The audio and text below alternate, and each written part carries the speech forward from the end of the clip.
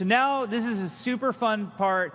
I need your guys' trust in this moment. So we don't like to show works in progress. We're perfectionists. We like to be known for Blizzard polish and things looking really nice and beautiful. We like to show you things like the Blizzard World trailer that we showed yesterday, where everything looks awesome. You are now about to see what the game looks like when we're making it, and it's pretty ugly. Yeah, the art team's going to kill us. Yeah. So we're going to show you a series of videos of what Overwatch looked like throughout the making. And the first one we're going to start with is a tech reboot video of the technical work we're doing. So let's go ahead and roll that video, and I'm going to talk over what you're seeing. Okay, so this is the first time we rendered anything in the engine. Again, it was a proprietary engine made from scratch. This is Tracer in October 2013. Her little Mickey Mouse hands. We were unable to put guns in her hands, so she had to shoot laser beams out of her eyes to simulate shooting. We had no visual effects. We were playing around with environmental lighting, as you can see. This is the very first playtest of Overwatch, ran by our assistant game director, Aaron Keller. The point of this playtest was to make sure that the scale, FOV, camera height was correct. All we had was Tracer. You can see that Widowmaker-looking Tracer over there, which is just Tracer with a Widowmaker skin. This is our physics programmer, Aaron Cotto, was getting the Blizzard physics engine working within the Overwatch engine for the first time. So you can have things like the crates and vases on Temple of Anubis breaking and moving. And you saw Recall for the first time. Tracer doesn't have any visual effects on her guns. And then there's little nuanced things that you don't think about having to work on, but like when you walk up and down stairs, how much does the camera bump or smooth through? All right, so you can see early Temple of Anubis. Tracer doesn't have all our textures, but we're getting things like Recall in there. Yeah, the Reaper's T-pose all over. We use the Reaper for scale sometimes. Early on, we're still figuring out how to scale our buildings properly. Sometimes we forget to delete the Reaper. Yeah, so you just have Reapers all over. This is literally the first play test ever with Farah in it. The first day she was in, you can see how slow her rockets are shooting. You barely see it without the trail view. There's no visual effects there. Here's an early animation prototype for Tracer. We're still getting the hang of getting the third person. Her head is just bobbing wildly, which made headshots really hard. So we took a lot of iterations to get just the right amount of movement. All right, so we're moving along, and this is interesting because we came back in January of 2014, and now the game was starting to be fun. I mean, granted, it was only Tracer versus Tracer, so all you No Limits fans would have loved it back then, and Tracer mains. But the game was actually fun, and you can kind of see Temple of Anubis is really taking shape now in terms of level design. We play the levels just blocked out in gray blocks like that. And then we were really proud. This is just 24 days later. You can see the progress that was made. And the whole time here, the UI is evolving. The game mode is starting to work. Like we actually have capture points that you can stand on. And more and more is coming together. Early health pack, as silly as that looked. You can see the Temple of Anubis was open. Now here's Reapers in the game. Now you're going to see the world's coolest Death Blossom animation is coming up right here. Greatest animation. Wait for it. There it is. And this is what the game looks like to us when we're making it. His muzzle flashers are these giant Farah's balls. rocket launcher is making some progress, but it's going to look different. We decided she's blue now. Like I remember that whole meeting at your desk for what color Farah should be. We're getting Widowmaker's grappling hook working. And then we're learning things like, hey, maybe you shouldn't be able to get up there in Temple of Anubis. Maybe that's not such a good place for Widowmaker. This is also, I'm sorry to admit, this is some of the worst sniping you're ever going to see, and this was me. And like somebody said, like, oh, at least you finished him off. I'm like, I didn't finish him off. Somebody else finished him off. I didn't even hit him. And then by February, we're like now getting really close to our March milestone. Yeah, the lighting's starting to come in here with all the stuff we were doing with the new engine, and it's just started looking so beautiful. Temple of Anubis started to come to life. And like the UI is evolving now. You can see we're getting like a character portrait there, an ultimate.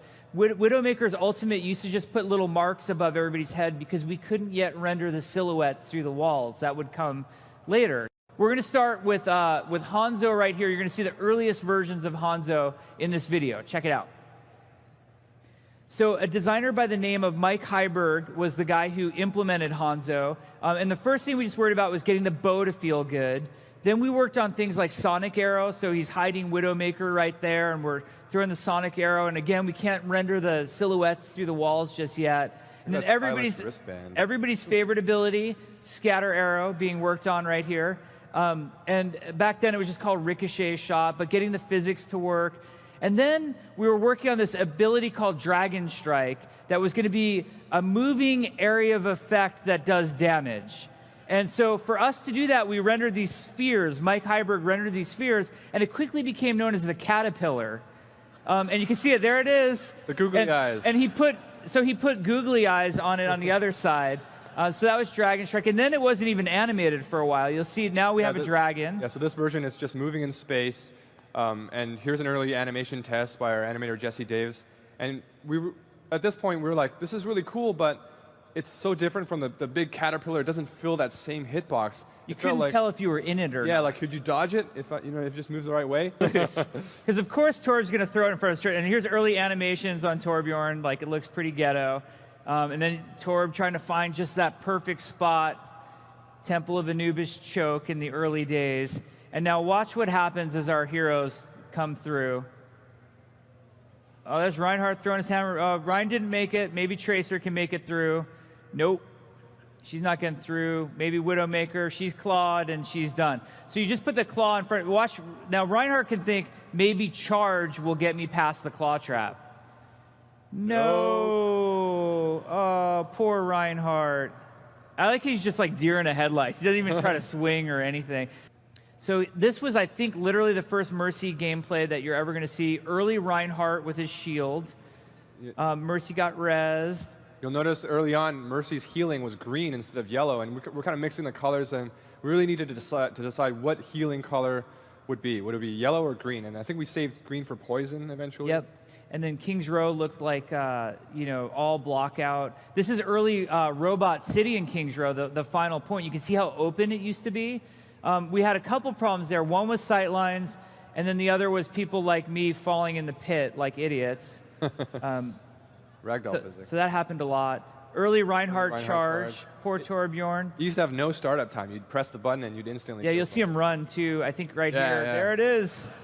It looks awesome. Show it at BlizzCon. And then we didn't have a payload, so we had this truck. And then we didn't have art for the icon, so we used the Doge. He's there. You just maybe if we switch back to that icon, people would actually what's that? Be attracted to it in some way. So you can see, and then we're doing all this stuff of like making the Reinhardt hammer feel good. Yeah. Here's some early technology we're trying to get for Mercy's ribbon to work. And interestingly, one of her ults back then was to actually heal multiple people. Yeah, heal multiple people. It kind of comes full circle. Yeah. The payload's evolving. You can see all the iterations of Reinhardt's shield in these early ones. Yeah, this is before we had like the nice shader for Reinhardt's shield. This is actually Winston. You might think you're looking at a ferret. This is the first Winston playtest. So his leap ability used to be like Doomfist's alternate leap ability, and then he didn't have animation, so he just ran around like a dude. You can see him, Winston just running around. Yeah. If you notice the targeting thing, right in the middle, there's like a banana. Yeah. See the banana right there. So that was Winston's, and he would just run around. He got killed by Tim right there. Awesome death pose. One of my favorite clips is coming up right here. So this is actually Volskaya Industries. We've talked about this before, where we prototype different map types. So Aaron Keller, our assistant game director, had this idea of what if we had a giant capture point that you could play on that was also a payload moving through the map. So we were doing all sorts of iteration on new game modes at this time too. Ultimately, this idea failed because of the space required to move something as big as a capture point through it. Required sight lines that were untenable. This is the earliest version of Hanamura that you're seeing in very early blockout. Tracer's facing like where the arcade would be right now. And then I love the hero select. You can see what hero select looked like back in the day. Early load screen for Temple of Anubis. Oh man, this is like the cool guy Hanzo. Those are actually Reaper's animations on Hanzo. Hanzo. Old Widowmaker face. This pose. My favorite's Mercy. Mercy's coming up.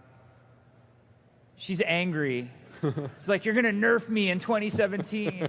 And I'm angry. I'm not... Too soon. Too soon. We're moving on.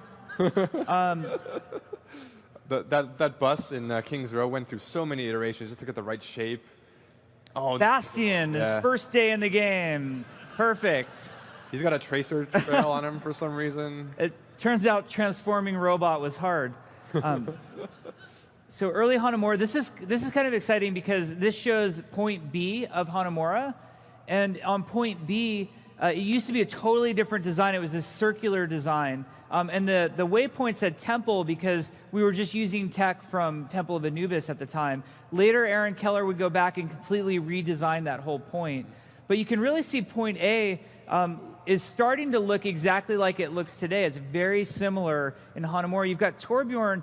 He used to have a mechanic where he had to place the stub of a turret first and then build it up eventually to get the turret to be able to shoot. Nowadays, when he places the turret, it can shoot right away without him even hammering on it.